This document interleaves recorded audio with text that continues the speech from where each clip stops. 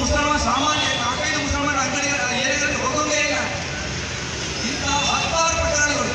ಎಷ್ಟೋ ಹೆಣ್ಣುಮಕ್ಕಳನ್ನ ಇವತ್ತು ರಾಜಾರೋಷವಾಗಿ ಎತ್ಕೊಂಡು ಹೋಗ್ತಾರೆ. 2-3 ದಿನಗಳ ಬರೋದು ಮನೆಯಲ್ಲಿ ಬಿಸಾಕಿಕೊಂಡು ಹೋಗ್ತಾರೆ. ಇದು ರಾಜಾರೋಷ ನಡೀತಾ ಇದೆ.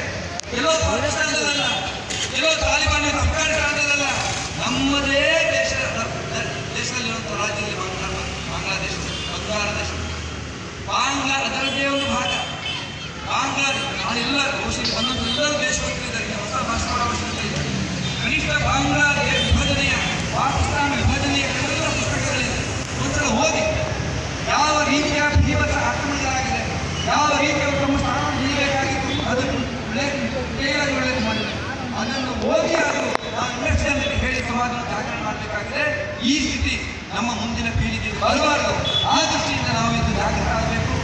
ಆ ಜಾಗೃತಿಯ ಹಿನ್ನೆಲೆಯಲ್ಲಿ ಬಜರಂಗದಳ ಯುವಕರ ಸಂಘಟನೆ ನಮ್ಮ ಸ್ನೇಹಿತರು, ನಮ್ಮ ಊರಲ್ಲಿ, ನಮ್ಮ ಗಲ್ಲಿಯಲ್ಲಿ, ನಮ್ಮ ಏರಿಯಾದಲ್ಲಿ ಯಾರ್ಯಾರಿದ್ದಾರೋ ಅವರಿಗೆ ಹೋಗಿ ಭೇಟಿ ಮಾಡಿ ಮಾತನಾಡಿಸಿ, ಇವತ್ತು ಸನ್ನಿವೇಶವನ್ನು ಅರ್ಥ ಮಾಡಿಸಿ, ಅಲ್ಲಲ್ಲಿ ಊರಲ್ಲಿ ಏರಿಯಾಗಳಲ್ಲಿ ಬಜರಂಗದಳ ವಿಸ್ತಾರ ಮಾಡಬೇಕು. ಪ್ರತಿ ತಿಂಗಳು ನಾವೆಲ್ಲ ಒಂದು ಸೇರುವಂತಹ ಆ ವ್ಯವಸ್ಥೆ ಯೋಜನೆ ಮಾಡಿ ನಾವೆಲ್ಲ ಈ ಒಂದು ದೇಶದ ಯುವ ಶಕ್ತಿಯನ್ನು, ರಾಷ್ಟ್ರ ಶಕ್ತಿಯನ್ನು ನಿರ್ಮಾಣ ಮಾಡಿದರೆ ಮಾತ್ರ ಈ ದೇಶವಾಗಿ ಉಳಿಯಬಲ್ಲದು. ಈ ಸಂದರ್ಭದಲ್ಲಿ ನಮಗೆ ಮಾರ್ಗದರ್ಶನ ಮಾಡಲಿಕ್ಕೆ ಮಾನ್ಯ ಮಂಜುನಾಥ ಸ್ವಾಮೀಜಿಯವರು ಕೂಡ ಇದ್ದಾರೆ.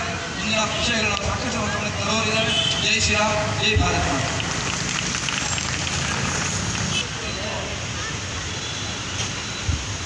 ಇಷ್ಟೊತ್ತು ನಮ್ಮನ್ನು ಉದ್ದೇಶಿಸಿ ಮಾತನಾಡಿದಂಥ ಧನ್ಯವಾದಗಳು. ಈಗ ನಾವೆಲ್ಲರೂ ಕಾತರದಿಂದ ಕಾಯ್ತಾ ಇರ್ತಕ್ಕಂಥ ಒಂದು ದಿಕ್ಸೂಚಿ ಭಾಷಣದ ಒಂದು ಅವಧಿಗೆ ನಾವೆಲ್ಲ ತಲುಪಿದ್ದೇವೆ. ಈ ಒಂದು ಸಭೆಯನ್ನು ಉದ್ದೇಶಿಸಿ ಶ್ರೀಯುತ ಮಂಜುನಾಥ ಸ್ವಾಮೀಜಿಯವರು ಮಾರ್ಗದರ್ಶನ ಮಾಡಬೇಕು ಅಂತೇಳಿ ನಮ್ಮೆಲ್ಲರ ಪರವಾಗಿ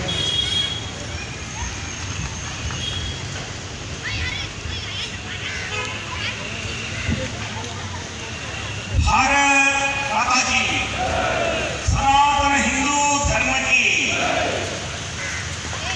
ನಾವೆಲ್ಲ ಇವತ್ತು ಯೋಗದಿಂದ ಗಣರಾಜ್ಯೋತ್ಸವದ ದಿನದ ದಿವಸ